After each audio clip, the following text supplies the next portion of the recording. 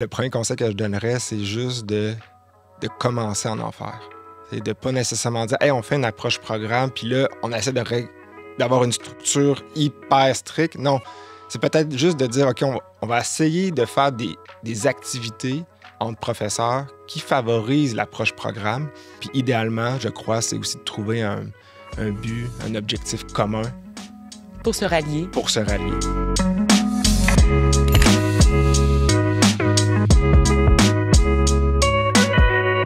Dans cet épisode de Convergence, ensemble vers l'approche programme, je vous invite à plonger dans une conversation inspirante avec Pascaline Lamarre, Alexandre Laflamme et Jérôme Prairie. Ensemble, nous explorons comment mobiliser l'engagement des actrices et des acteurs dans la démarche d'approche programme, tout en mettant en lumière des ressources et des occasions de développement pour les accompagner dans l'amélioration continue des programmes. Découvrez l'exemple concret de la maîtrise en ergonomie, où la collégialité, la concertation des membres du corps professoral et du personnel enseignant, ainsi que la collaboration interservices enrichissent l'expérience étudiante. Tout d'abord, Pascaline Lamarre, agente de recherche et de planification, spécialisée en création et évaluation de programmes au Bureau de la qualité des programmes. Bonjour Pascaline, et je te remercie vraiment d'être parmi nous. Merci de m'accueillir. Bonjour à tous. Alexandre Laflamme est conseiller en pédagogie universitaire au Centre de services en technologie de l'information et en pédagogie. Bonjour Alexandre, c'est un plaisir de t'accueillir à notre table. Bonjour Natacha, plaisir partagé. Super ça. Jérôme Prairie est professeur adjoint au département des relations industrielles de la Faculté des sciences sociales. Il enseigne notamment à la maîtrise en ergonomie. Bonjour Jérôme, je te remercie de prendre ce temps avec nous. Merci beaucoup de m'avoir accueilli. C'est un plaisir, vraiment. On va commencer. J'aimerais en savoir un peu plus sur le contexte initial qui a mené à l'amélioration de ce programme bifacultaire avec l'approche programme. Est-ce que vous avez recherché à combler des besoins des personnes étudiantes ou du milieu professionnel? Bref, si vous pouvez nous en dire un peu plus sur ce contexte. Je pense que le projet d'amélioration de programme est parti avec l'équipe. On en a discuté d'aller mieux connaître puis améliorer le programme, mais en allant sonder les ergonomes qu'on avait formés à l'Université Laval. Cette opportunité-là que le BQP offrait d'obtenir un certain financement pour aller justement creuser une question là, sur qu'est-ce que nos ergonomes qui ont passé par le profil de maîtrise ou du DESS en ergonomie innovation font maintenant sur le terrain pour pouvoir améliorer, pour pouvoir pousser plus loin un peu ce qu'on enseigne, ce qu'on présente au niveau notamment des compétences là, pour les ergonomes praticiens. Un projet quand même ambitieux. Est-ce qu'il y a eu des défis globaux là, qui ont entouré ce projet-là d'amélioration continue? C'est pas nécessairement des défis comme plus des opportunités, j'aurais tendance à dire, parce que dans le programme d'ergonomie, c'est un programme qui est bifacultaire, oui, c'est vrai, mais les professeurs, on se côtoie quand même assez souvent. De la façon que le programme est fait, à la fin des études, les étudiants ont des projets d'intervention à faire en milieu de travail. Et ces projets-là sont supervisés par une équipe de professeurs. Et lors des différentes évaluations, lors du processus d'avancement dans ce projet d'intervention-là, il y a des présentations qui sont faites à l'équipe. Puis tout l'ensemble du corps professoral du programme en ergonomie est invité à participer. Ce qui fait qu'il y a un peu cette collaboration-là qui naît entre kinésiologie et relations industrielles et on se côtoie dans le cadre de certains cours là, pour justement collaborer. Est-ce que la communication demeure quand même un défi ou du fait qu'il y a des rencontres prévues, récurrentes, si ça vient davantage d'emblée? Bien, c'est sûr et certain que physiquement, on n'est pas au même pavillon. Fait que juste le fait qu'on ait des pavillons différents, des fois, la communication, on doit passer par des canaux là, plus officiels, par les messageries, des choses comme ça.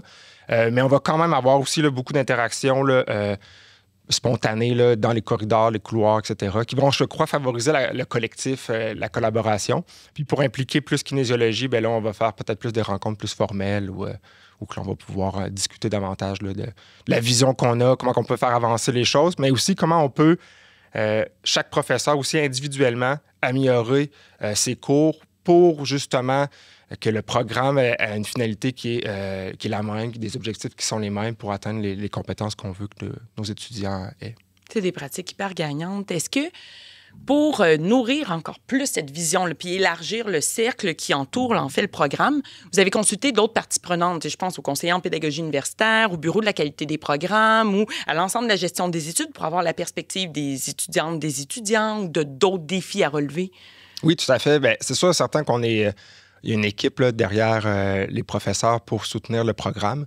On a accès là, à conseillère en pédagogie, conseiller en pédagogie, notamment Alexandre là, qui nous aide beaucoup, Pascaline qui nous a aussi aidé notamment. Et on a aussi tous nos agents des études, de gestion des études là, qui sont un soutien là, quotidien là, pour que le programme vive, mais aussi qu'il y ait du sens pour les étudiants. Là. Pour les étudiants. Ouais.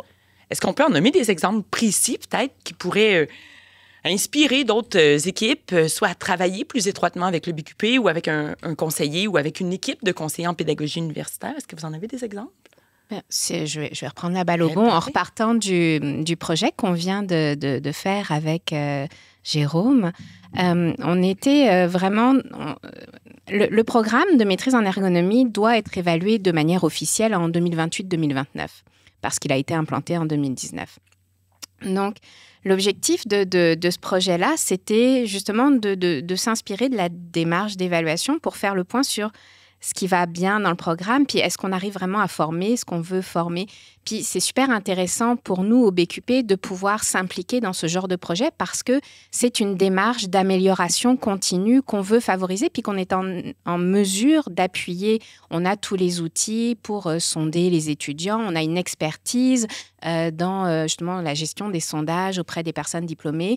Donc, on a pu aider justement à construire le formulaire, puis il y a eu beaucoup d'allers-retours avec l'équipe enseignante, puis la professionnelle de recherche qui intervient auprès de votre équipe.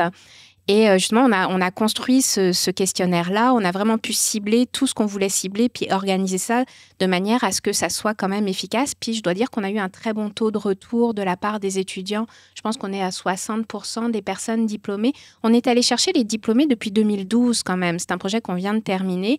Donc, on a 12 ans de personnes diplômées à aller sonder. Et c'est vraiment super intéressant d'aller voir, OK, au bout de 10 ans, ce qu'en pensent les étudiants, est-ce qu'ils pratiquent. Donc, cette expérience-là d'amélioration continue qui arrive avant l'évaluation officielle du programme, c'est vraiment un gage de qualité. Puis nous, on perçoit que, OK, on a des équipes qui veulent vraiment s'impliquer dans l'amélioration du programme, qui veulent aller au-devant de l'évaluation. Et puis, c'est des choses dont on va pouvoir se resservir dans le cadre de l'évaluation officielle du programme dans quelques années. Donc, c'est super intéressant parce qu'on a mis en commun des pratiques, des façons de faire, des ressources pour aider à l'amélioration du programme. Puis nous, on est tout à fait ouverts, on est partants pour faire ça le plus possible. C'est une collaboration tellement gagnante. Avec un conseiller en pédagogie universitaire, Alexandre, ça ressemble à quoi un exemple concret d'un accompagnement qui peut contribuer à l'amélioration continue? Je vous dirais, dans l'exemple que j'ai en tête, c'est...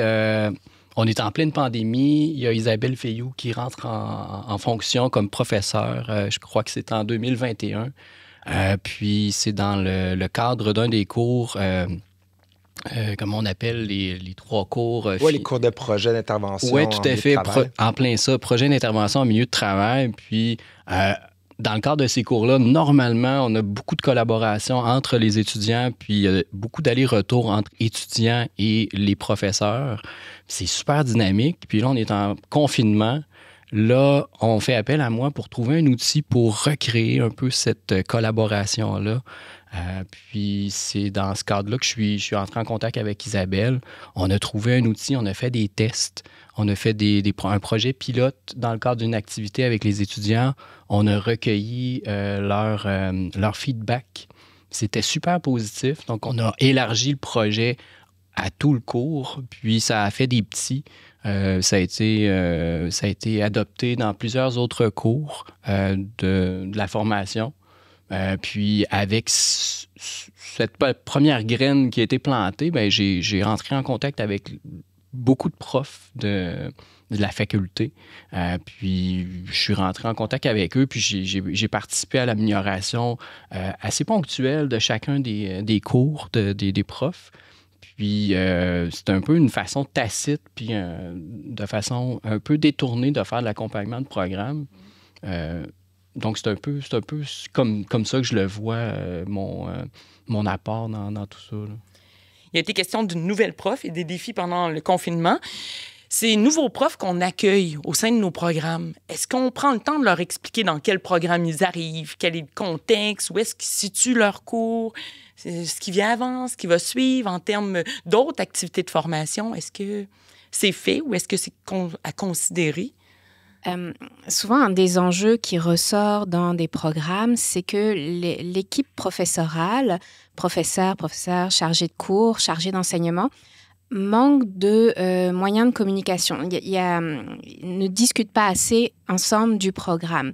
Donc, ce sont des recommandations qu'on est amené à faire pour améliorer le programme. Simplement d'instaurer des instances plus ou moins officielles pour pouvoir juste discuter du programme, pour savoir justement où se trouve le programme, quelle est la place du programme. Ton cours est prérequis à un autre cours. Est-ce que c'est un vrai prérequis? Oui. Est-ce que tu peux discuter? Donc, simplement d'informer les profs qui arrivent ou même les profs qui sont là depuis longtemps. Souvent, c'est des choses qui se perdent parce que les équipes évoluent. Puis, c'est pas nécessairement de la mauvaise volonté, absolument pas. C'est qu'il y a des façons de faire qui finissent par se perdre. Puis, l'inertie étant ce qu'elle est, comme dans toute organisation, ben voilà, on arrête de faire des choses puis personne ne les reprend. Et puisqu'on parle d'ergonomie, moi, quand j'avais participé à l'élaboration du programme, donc il y a 10 ans et plus maintenant, à partir du DESS, une des choses que j'avais trouvées super intéressantes, c'était les premiers programmes que j'avais vus utiliser vraiment les plans cadres de cours. Et je me disais, mon Dieu, mais quel outil intéressant! C'est quelque chose que j'ai vu de plus en plus après, là. Mais d'avoir un plan cadre simplement qui te dise ton cours a cette place-là dans le programme, puis il doit contribuer à l'atteinte de tel ou tel objectif. Après, la liberté académique fait en sorte que tu peux t'approprier ce plan cadre, puis y apporter tout ce que tu veux y apporter quand tu le donnes, mais simplement qu'on te dise « Ah ouais, mon cours... » Oh, il s'insère comme ça, puis il fait ce genre de lien avec tel ou tel autre cours du programme. Puis, il contribue de telle façon à l'atteinte des objectifs du programme. Et je trouve que c'est un bon moyen de s'approprier le programme, puis de rentrer dans la vie du programme et d'après d'avoir des mécanismes de concertation entre les membres de l'équipe professorale. Ben, ça peut juste renforcer, c'est juste un cercle vertueux en fait, parce que simplement de communiquer avec ses collègues, de dire « Ah, ouais, le cours, ou moi j'aimerais faire évoluer mon cours de telle manière » ou « Oh, je suis au bac, on vient de m'informer, ma conseillère à la gestion des études m'a informé que les objectifs d'apprentissage de tel cours en mathématiques au cégep viennent de changer. Oh, est-ce que je peux l'intégrer? Est-ce que je peux être aidée pour ça? C'est vraiment la communication est fondamentale. Puis c'est beaucoup ce qui ressort lors de l'évaluation. Communiquer entre vous, ça aide tellement à bonifier le programme. Vas-y. C'est vrai parce que dans le programme d'ergonomie, c'est très, très, très fréquent que dans une session, on va se côtoyer, on va discuter de nos cours, on va discuter des améliorations qu'on veut faire. Comme tu mentionnais, Pascaline, on va avoir tendance aussi à se concerter. Ah, j'aimerais ça faire tel changement. Est-ce que tu le vois d'un bon œil? Comment on pourrait améliorer pour que ça se suive, que ça ait du sens? On le fait beaucoup dans le cadre des projets d'intervention. Mais aussi que la remise, par exemple, le travail final ou le rapport final qui est à remettre, soit comment dire, c'est pas juste une compilation de plusieurs étapes, mais plutôt une réflexion qui prend en considération les autres cours qui ont été faits aussi avant. Puis pour ça, ça prend beaucoup de discussions, ça prend de la concertation, ça prend des rencontres, de s'arrimer aussi entre professeurs pour savoir, OK, ça, c'est un peu ma vision. Moi, j'ai cette vision-là. Est-ce qu'on va dans ce sens-là? Est-ce que ça touche toujours les compétences qu'on veut avoir? Est-ce qu'on oublie certains aspects? Donc, on discute beaucoup de façon informelle. Puis je crois que c'est quelque chose qu'il ne faut pas sous-estimer. Le fait qu'on se parle entre professeurs aide énormément à ce que la progression des étudiants soit bonne. Puis qu'elle est... Oui. C'est fabuleux. Il faut se parler. C'est la clé pour trouver des solutions viables. Ça aide aussi au sentiment d'efficacité de chacun des profs, j'imagine. Quand on sait que notre cours va bien, qu'on optimise nos pratiques, qu'on s'aligne davantage sur nos collègues. Mais c'est des étudiants qui réussissent mieux, c'est des pratiques qui sont gagnantes, c'est des cours qui sont satisfaisants pour tout le monde, finalement. Tout à fait. Puis même les étudiants sont... C'est rassurant aussi pour les étudiants parce que... notre projet final, lorsque les professeurs assistent notamment aux présentations, bien, ils peuvent voir aussi ce que les étudiants mettent en application sur le terrain, dans la réalité, et adaptent énormément leurs cours aussi en conséquence de ça. Puis je crois que c'est un peu une formule gagnante d'assister à ces présentations-là, d'assister au suivi des étudiants à des moments dans la session qui fait en sorte que, bien, après ça, je peux dire « Ah, OK, tel outil que j'enseigne dans mon cours de première année, bien, je vois qu'ils l'ont utilisé de telle façon sur le terrain. » Ou « Ah, tel outil, j'avoue qu'il est un peu complexe, puis je me rends compte que les étudiants ne le mettent pas en application ou ne se sentent pas à l'aise de le mettre en application parce qu'ils l'ont pas expérimenté suffisamment, parce que c'est peut-être encore trop théorique, en fait. Donc, moi, je vais adapter dans mon cours pour passer de quelque chose qui est plus magistral à peut-être quelque chose qui est plus axé sur de la pratique. Puis que les étudiants, je les mette en pratique pour qu'ils se sentent compétents, puis qu'ils aient le goût, après ça, d'utiliser sur le terrain, en emploi, sur leur milieu de travail.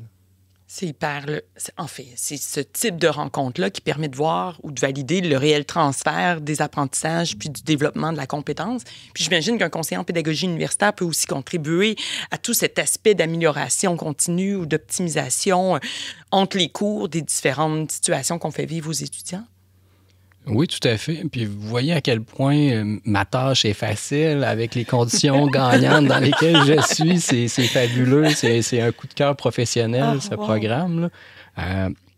La structure même du programme fait en sorte que la collaboration est forcée, mais forcée de façon agréable et voulue. Et le fait que tous les enseignants sont impliqués et sont un peu interchangeables dans chacun des cours et assistent au projet final pour nourrir leur enseignement futur. Donc, tout ça, c'est une multiplication des conditions gagnantes. Donc, ma tâche est super facile. Puis, j'ai plein d'autres exemples. Tu mentionnais, je dirais plus recherché. La collaboration est recherchée dans le programme. On la vise, puis on travaille fort aussi à l'intérieur de notre direction pour la conserver. Parce que pour nous, c'est important, ces encadrements qui sont faits à deux. Parce que les étudiants vont vivre des choses sur le terrain. Ils n'ont pas nécessairement de maître de stage sur le terrain. Donc, nous, on agit comme responsable de la qualité, de l'enseignement, de la théorie, mais des concepts aussi. Mais on joue aussi en même temps un rôle de soutien professionnel. Donc, les étudiants se rassemblent autour d'une table, on discute de certains points, de certains enjeux qu'ils vivent, puis on essaie de les soutenir, nous, dans ces enjeux-là. Et je dirais que le conseiller pédagogique nous a aidés à différentes façons justement d'améliorer cette collaboration-là, mais aussi cette dynamique-là qu'on a avec les étudiants pendant les cours, pendant les séances. Puis Alexandre donnait l'exemple tout à l'heure là, de Miro, qui était le logiciel là, qu'on a utilisé durant la pandémie pour justement rassembler les étudiants, les faire toucher peut-être plus physiquement des choses, bouger des éléments, etc. Alexandre nous a aussi aidé là, sur d'autres éléments. Par exemple, on avait constaté que les étudiants en ergonomie ont beaucoup d'outils, de normes, de grilles, de différents documents qui sont nécessaires à la pratique de leur formation. Puis on voulait créer une boîte à outils qui regroupe une bonne partie de ces outils-là à un endroit spécifique. Je sais qu'aussi Alexandre nous a aidé. Je peux donner d'autres exemples? Absolument. Okay, c'est hyper intéressant. C'est le concret qu'on recherche, là, vraiment. Il nous a aidé aussi.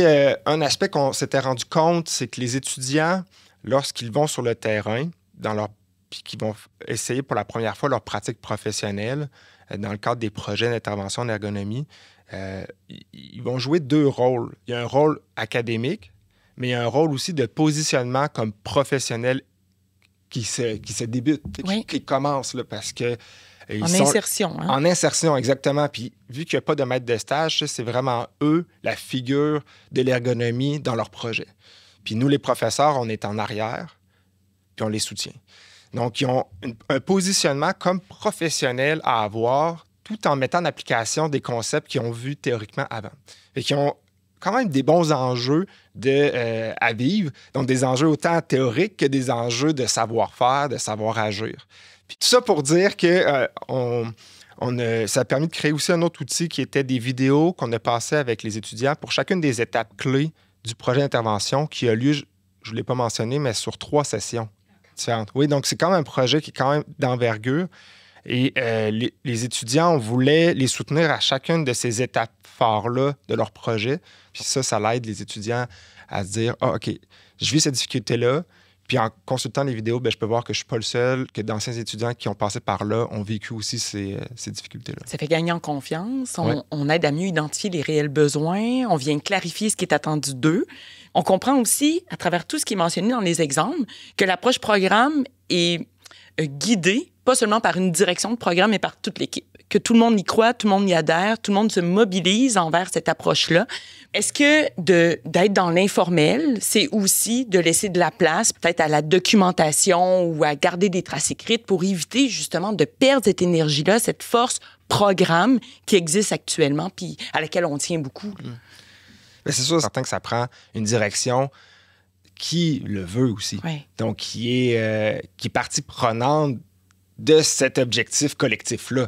Oui. Donc, assurément, c'est une condition gagnante, je crois. Puis ça prend une ou un leader là, dans ce sens-là. Puis s'il y a plusieurs leaders positifs dans l'équipe, bien là, c'est sûr que c'est encore mieux.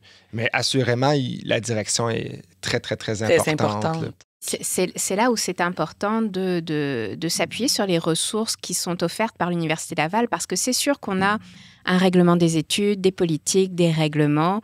Puis ça peut être gros à comprendre et un petit peu...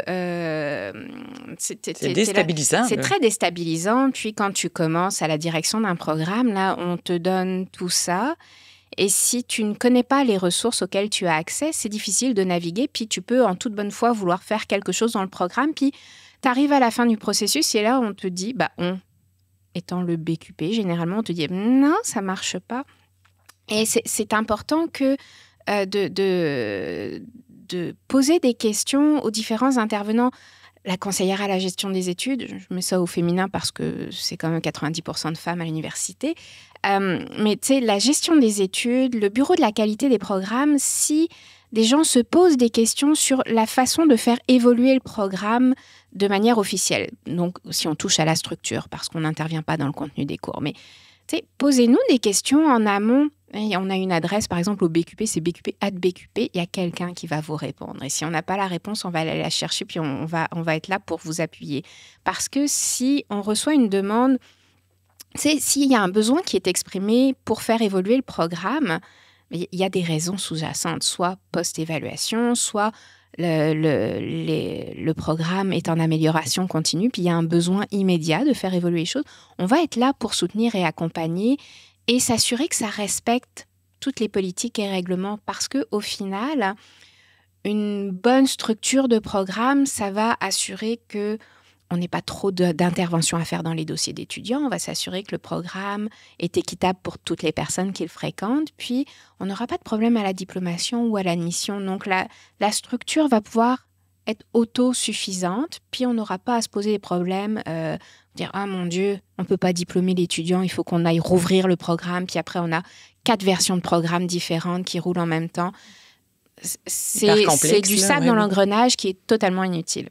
On a pas loin de 700 programmes à l'université. Il n'y a pas grand-chose qu'on n'a pas vu comme demande. Puis on a beaucoup d'expériences qui peuvent nous permettre justement d'appuyer les directions de programme et les comités de programme pour faire évoluer le programme quand il y a besoin d'intervenir. D'éviter les erreurs, d'avoir des meilleurs succès, des réussites à laquelle on aspire, en fait. Est-ce qu'il y a des freins? Pourquoi on ne demande pas d'aide parfois? Ou pourquoi on est réticent à interpeller un conseiller en pédagogie universitaire ou le BQP, par exemple? Est-ce qu'on le sait? Est-ce qu'il y en a des freins? Une méconnaissance des ressources? C'est beaucoup de la méconnaissance des ressources. Et c'est vrai que c'est gros, l'université. Puis d'arriver à trouver la réponse quand parfois, tu as un roulement de personnel parce que la personne s'absente, est malade ou il y a eu personne sur la chaise pendant quelques mois. L'information se perd très vite. Et si tu poses pas la question à la bonne personne, souvent, tu vas te faire renvoyer de personne en personne. C'est décourageant, je comprends. Donc, on a un gros défi de communication à l'interne. Et c'est un travail en continu qu'on mène. Le podcast, aujourd'hui, nous y aide. Mais globalement, là, il faut qu'on répète l'information et qu'on diversifie nos canaux de transmission, qu'on s'assure que le personnel en gestion des études ou en pédagogie universitaire reste au courant de tout ce qui fait, de tout ce qui évolue. Tu vois, le règlement des études a été modifié au 1er septembre, mais ça a des conséquences sur nos pratiques en gestion des études. Il faut qu'on fasse évoluer. On a des nouveaux objectifs, des compétences pour les baccalauréats ou des choses qui impactent la structure des baccalauréats. Donc, comment on fait pour travailler ensemble, pour diffuser l'information? On passe par les vice-doyens, vice-doyennes aux études, on essaie de faire redescendre l'information, mais il faut aussi que les conseillères et conseillers en gestion des études puissent savoir à qui poser les questions, avoir une porte d'entrée. On a beaucoup de portes d'entrée à l'université, ça peut être mêlant. Moi, ça fait 17 ans que je suis à l'université, là, puis j'en découvre encore sur le fonctionnement, sur tel ou tel service qui peut aider. Quelqu'un qui commence sa carrière de prof ou en gestion des études, là, c'est beaucoup de choses à absorber en très peu de temps pour être efficace. Donc, comment est-ce qu'on arrive à soutenir ça? On développe beaucoup de choses avec le SSE notamment, mais on est conscient de ça. Puis, des fois, on a l'impression de répéter 10 fois la même information, mais c'est pas grave. Si ça touche une personne, c'est parfait. C'est une personne aidée, puis on est C'est une personne aidée, c'est bien parfait. Puis ça, peu importe le programme, qu'on soit un programme de grade, un certificat, à la maîtrise en ergonomie ou dans un autre programme au baccalauréat, à la faculté, on aura besoin d'aide, on aura besoin de soutien. Plus on comprend à la fois le programme et les ressources, mieux on soutient l'étudiant dans sa réussite, c'est ce qu'on comprend. Du point de vue des étudiants, est-ce qu'on prend le temps de leur expliquer, en fait, ce qu'est le programme à leur arrivée? Puis là, on considère aussi quand ils sont diplômés, mais est-ce qu'on suit leur voie, finalement? Bonne question, ça. Je sais pas ça. Couper maintenant. Mais la réponse est oui. La réponse est oui. Oui, mais la réponse est oui, mais t'es là. Pour être dans le concret, c'est plus la direction qui s'en occupe. Fait que ça, je suis de la misère à te répondre. La communication vis-à-vis des étudiants, des nouveaux étudiants, même avant qu'ils arrivent, c'est fondamental. Ça, c'est l'autre gros enjeu qu'on voit souvent dans les évaluations. C'est que les étudiants sont trop informés, donc sont mal informés ou ne sont pas informés. Et est-ce que l'information est diffusée de la bonne façon? Est-ce qu'elle est diffusée au bon moment? Ce qu'on voit, nous, qui fonctionne bien dans les évaluations, c'est quand les programmes ont un portail de programme, par exemple, ou que les profs se coalisent pour s'assurer de répéter de l'information dans les cours obligatoires. Ça, là, c'est super performant. Juste 2 minutes au début d'un cours pour leur rappeler. Et savez-vous que profil international, ça existe. Si vous voulez de l'information, allez parler à telle personne. Juste ça, tu ne prends pas trop de temps sur ton cours ou de rappeler. Et il y a des stages auxquels vous pouvez avoir accès à partir de votre premier été ou deuxième été. C'est telle personne la responsable. Voici ses coordonnées. Vous retrouvez l'information dans le portail de cours. Juste ça. Des fois, ça peut donner un déclic, puis répéter l'information. J'ai l'impression aussi que le portail, justement, du programme aide beaucoup parce que l'étudiant peut aller le chercher au moment que c'est opportun pour lui. Puis, c'est pas toujours facile de réussir à communiquer l'information au moment que l'étudiant ou l'étudiante est prête à la recevoir ou a besoin de l'avoir, l'information. Puis c'est normal, là. Ton processus d'apprentissage, ils reçoivent énormément de nouvelles connaissances. Fait que si c'est quelque chose qui ne les touche pas sur le moment, ben ça va passer... La communication, l'accessibilité des ressources, on voit que ça touche à la fois les étudiants, les professeurs, l'ensemble de l'équipe, quand on veut optimiser. On parle de sites programmes, on parle de documenter puis de garder des traces écrites. Est-ce que c'est un défi de maintenir à jour toutes ces informations-là pour nos programmes? Comment on relève ce défi-là? Je pense qu'il y a plusieurs actions qui peuvent être mises en place, mais je pense que ça prend...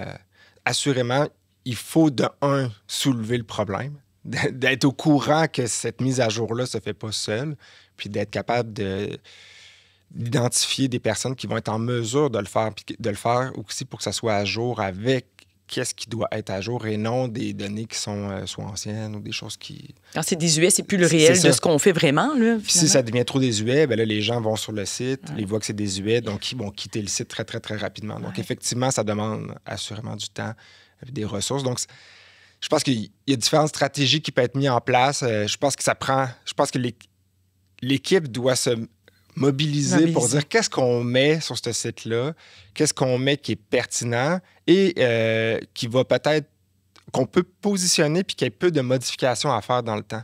Ça peut être, par exemple, d'éviter de mettre certaines dates spécifiques, mais plutôt de mettre des périodes pour justement éviter d'avoir à toujours mettre ça à jour continuellement. Puis, c'est sûr d'identifier des ressources qui vont être capables de le faire. Là. Mais... Il n'y a pas de recette miracle. Non, on comprend, ça demande des efforts, mais ça permet toujours de garder en tête nos intentions. Ça permet de garder en tête aussi ce fil-là qu'on nourrit d'une direction à l'autre, puis de maintenir aussi pour les étudiants cette clarification de ce qui est exigé de leur part, finalement. Comme, on a des attentes envers les étudiants aussi pour qu'ils réussissent. Ils doivent s'impliquer. Donc, j'imagine que ça nourrit un peu la responsabilisation de tout le monde. Assurément. Mais c'est sûr, certain que la passation de direction, je crois que c'est pas simple. Je pense que c'est quand même un enjeu assez important là, pour les professeurs. Cette passation-là, d'être au courant des dossiers, puis le soutien qu'on peut avoir. Puis, on le mentionnait tout à l'heure, il y a beaucoup de ressources à l'université, mais c'est très difficile comme professeur de savoir... De s'y retrouver, hein? Lesquels je vais chercher. Qui peut m'aider pour quelle partie, puis... qu'est-ce qui est de la responsabilité aussi d'une direction, puis qu'est-ce qui est de la responsabilité de peut-être pas de la direction du professeur. Là. Donc ça peut être aussi très difficile à se démêler dans tout ça. Est-ce qu'il y en a d'autres défis à venir pour cette maîtrise pour laquelle vous travaillez fort dans l'amélioration continue? Assurément qu'il y en a des défis. C'est pour ça aussi qu'on a fait le projet. On était allé chercher au BQP du financement pour de l'amélioration continue. On a pris cette amélioration continue, on l'a transformé en même temps en projet de recherche. L'objectif qu'on visait avec ça, c'était qu'est-ce qu'on fait actuellement, comment qu'on prépare nos professionnels sur le terrain. Est-ce qu'on est capable d'essayer d'un peu anticiper dans 10 ans?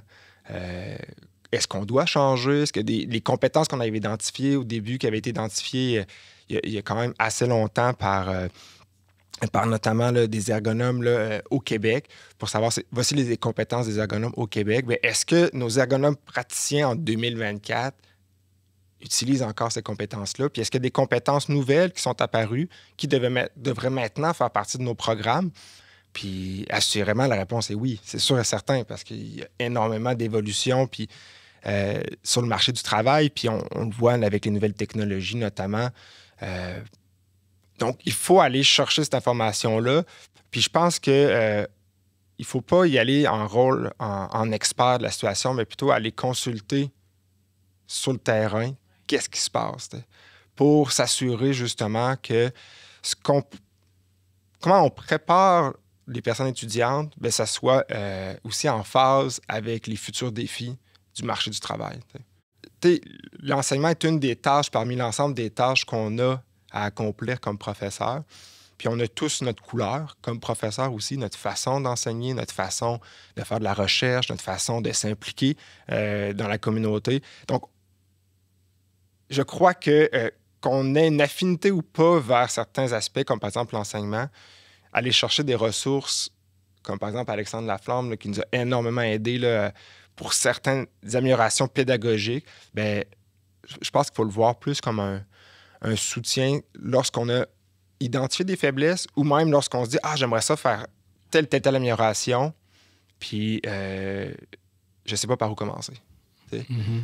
C'est là que nous, en tant que conseillers pédagogiques, on a un rôle important d'aller créer des liens avec les professeurs, les directions de programme. Puis les directions de programme, on le sait, ce sont des... Il y a une rotation assez phénoménale de ces rôles-là. Donc, il faut toujours cogner à des portes puis se faire voir, créer des liens. Puis, en essayant moi-même de démontrer l'ouverture, puis, OK, je vais vous accompagner, mais je vais vous prendre où est-ce que vous êtes, puis je vais être un rôle de facilitateur. Je ne vais pas vous remettre des tâches supplémentaires sur le dos. Donc, en ayant ce message-là, elles ont repris ce message-là auprès des profs. Donc, j'avais une rencontre avec les nouveaux profs, faire connaître le service pour lequel je travaillais. Donc ça, je trouve que c'est encore une fois une condition gagnante, c'est de créer le lien, de l'établir, de le renforcer, puis de le nourrir malgré les changements de direction, là. J'aurais tendance à dire, comme professeur, là, de ne pas hésiter de communiquer avec l'équipe parce que ils vont pas rajouter de la tâche, mais ils vont plutôt vous aider à vous en sortir. Puis ils sont très à l'écoute des difficultés, là. Tu leur dis, Alexandre ou Geneviève, là, j'ai de la misère, là, je suis débordé. Là, la semaine prochaine, mon cours commence. Là. J'ai pas le temps de toucher à telle chose. Par contre, j'aimerais ça faire tel changement. Ah, OK, bien, garde, on pourrait peut-être se planifier une rencontre plus en mars ou à telle période où tu as peut-être moins de stress ou de nouveautés ou d'exigences d'enseignement. Puis on va essayer de voir comment tu peux prendre cette amélioration-là que tu veux faire ou ce changement-là que tu veux faire pour atteindre un peu tes objectifs que toi, tu vises. Puis ils sont pas là en train de regarder ton cours, de l'ouvrir puis de dire « Ah, t'as pas fait, tu n'utilises pas le bon verbe. Ah non, cet objectif-là, il est vraiment mauvais. Tu peux pas mettre ça comme objectif. » C'est pas leur rôle. Leur rôle, c'est plutôt d'être écouté puis de dire « Moi, j'aimerais améliorer mes objectifs. » OK, bien parfait, si c'est ça que tu veux, je vais t'aider à les faire. Ah non, ce que j'aimerais faire, c'est trouver un nouvel exercice pédagogique qui arrime telle chose. Ah, OK, bien je vais t'aider sur cet exercice pédagogique-là. Donc là, quand on cogne à leur porte, c'est pas comme si on ouvrait notre porte de notre cours, puis après ça, eux autres, ils rentraient, puis là, il y avait un passe-droit. Ménage, ils ont un passe-droit, puis pouf, on fait le ménage de son cours, puis tu vas voir, après ça, tu vas sortir, puis je vais t'avoir tout donné les conseils qu'il faut, puis tu vas améliorer. Nous ne sommes pas la police de la pédagogie. Non, c'est ça. Donc, le BQP n'est pas seulement l'agent de conformité, le conseiller, la police de la pédagogie, mais bien plutôt des alliés pour aider, soutenir, guider. Oui, puis je pense que c'est encore plus sur ce qu'on cogne à leur porte. Oui. Quand on cogne à leur porte, là, je pense que c'est satisfaisant pour eux parce que là, on va chercher leur expertise, on reconnaît aussi leur expertise. Puis, mon sentiment, c'est qu'en retour, on reçoit beaucoup de ces acteurs-là. Beaucoup. C'est une réelle relation de confiance qui s'établit. Ouais. Au BQP, notre mission générale, là, c'est de s'assurer que dans le cadre de l'évaluation, que les programmes demeurent pertinents et de qualité. Puis ça, il y a plein de façons de s'assurer de ça. Puis on le fait dans le cadre de l'évaluation institutionnelle des programmes, qui est un processus qui arrive aux 10 ans, qui est un processus qui peut paraître gros, mais on fournit tellement de soutien maintenant que on essaie de s'assurer que les personnes qui doivent rédiger, par exemple, le dossier d'auto-évaluation, se retrouvent avec tout ce qu'il faut pour faire une analyse rapide et synthétique des enjeux et de ce qui va bien dans le programme. Puis après, on s'occupe de faire des rapports synthèses, on fait les suivis avec les spécialistes externes. On est vraiment en soutien, puis on invite à voir ça comme un moment de pause dans le programme. OK, on regarde ce qui va bien, ce qui fonctionne moins bien, comment on peut l'améliorer. Ça, c'est le gros processus institutionnel aux 10 ans. Mais la logique de ce processus-là devrait irriguer toute la vie du programme par la suite. Comment est-ce que, au-delà de l'évaluation, les programmes de grade continuent à être sur une logique d'amélioration continue et comment des programmes courts peuvent aussi bénéficier d'une évaluation institutionnelle en embarquant avec les programmes de grade. Typiquement, quand on fera l'évaluation de la maîtrise en ergonomie, moi, j'aurais envie de vous proposer d'évaluer le DESS en même temps. C'est un forfait 2 pour 1, parce que ça ne fera pas plus de travail. Puis, on a une vision d'ensemble du programme, de la discipline. Et ça peut être super intéressant, même si les objectifs de formation sont différents, quoique complémentaires. Mais ça permet d'avoir une vue d'ensemble de ce qu'on offre dans le domaine. Et puis, si y a des choses qui ne sont pas assez couvertes dans le programme, mais on peut faire une recommandation au programme de grade, mais c'est sûr que ça va avoir des retombées sur le programme court aussi. Donc, c'est vraiment de penser nos programmes comme des structures qui doivent permettre à l'étudiant d'avoir une formation de qualité, pertinente, à jour. Et ça, c'est fondamental. Nous, au BQP, c'est vraiment l'étudiant qui est notre client principal au final. Est-ce que l'étudiant est dans le bon programme? Est-ce qu'il est bien formé? Est-ce que quand il va sortir de l'université ou quand il va poursuivre aux études supérieures, est-ce qu'il aura eu tous les outils dont il a besoin? Disons qu'on voudrait inspirer un programme à opter pour l'approche programme, pour plus de collaboration, de cohésion, de qualité. Quel serait votre principal conseil? Ben, je peux me lancer. Hein? Allons-y. Ouais, moi, je vais me lancer parce que moi, j'ai l'impression que ça s'est fait d'un peu de façon informelle. On n'a pas. Moi, j'ai l'impression que j'étais impliqué dans l'approche programme sans un peu m'en rendre compte. C'est en collaborant avec les autres, en faisant des activités, en discutant de nos cours, en essayant d'arrimer des cours ensemble. Puis je crois que c'est le premier conseil que je donnerais, c'est juste de commencer à en faire. C'est de pas nécessairement dire « Hey, on fait une approche programme, puis là, on essaie d'avoir une structure hyper stricte. » Non, c'est peut-être juste de dire « OK, on va essayer de faire des activités entre professeurs qui favorisent l'approche programme, puis construire autour de ces succès-là, de ces petites réussites-là, puis la collaboration qu'on peut développer là, avec les collègues. » Puis idéalement, je crois, c'est aussi de trouver un but, un objectif commun. Pour se rallier. Pour se rallier autour d'un objectif là, qui est en lien, bien sûr, là, avec le programme puis la formation des personnes étudiantes. Là. Puis ensuite, le rayonnement percolant, ça poursuit. Ouais. D'autres conseils? J'ajouterais à ce que Jérôme vient de dire, partez de ce que vous faites déjà. Ouais. Donc, documentez-le. Probablement que vous faites certains éléments de l'approche programme déjà. Puis, à partir de ça, vous pouvez vous faire un plan de match, puis aller voir les gens du PQP, aller voir les gens, les conseillers pédagogiques pour vous encadrer, vous aider dans cette tâche-là. Donc, ça serait mes 2 conseils. Excellent. Moi, j'aurais tendance à dire, l'approche programme, ça peut être aussi simple que parlez-vous. Ouais. Tout simplement. On ne parle pas de faire une approche par compétence, puis d'avoir des étapes, des degrés dans l'atteinte de la compétence. L'approche programme, ça peut commencer tout simplement en se disant « Oh, qu'est-ce qu'ils font mes collègues dans le programme? Est-ce qu'on peut s'en parler? Est-ce qu'on peut avoir une réunion à la rentrée au sein de tous les professeurs et chargés de cours et chargés d'enseignement dans le programme, juste pour qu'on se dise « Ok, ben nous, voici les objectifs du programme tels qu'ils sont actuellement. » Puis vous, vos cours, on vous a demandé vos plans de cours avant, là, puis juste pour échanger. Puis rien que d'enclencher ce mécanisme-là, des fois, ça peut être suffisant. Parce que, oui, on peut avoir des programmes super structurés, mais il y a d'autres programmes qui n'ont pas nécessairement besoin d'avoir une structure hyper rigide.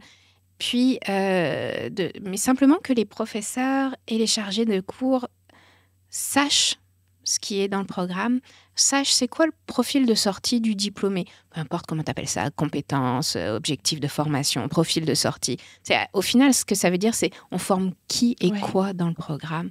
Notre diplômé, là, il va savoir faire quoi ou il va être capable de faire quoi. Et juste de rappeler ça, mais ça va prendre des leaders positifs, clairement. Dans une équipe, là, il faut qu'il y ait une étincelle. Tu peux pas imposer ça, tu peux pas forcer les gens à se réunir, à se parler.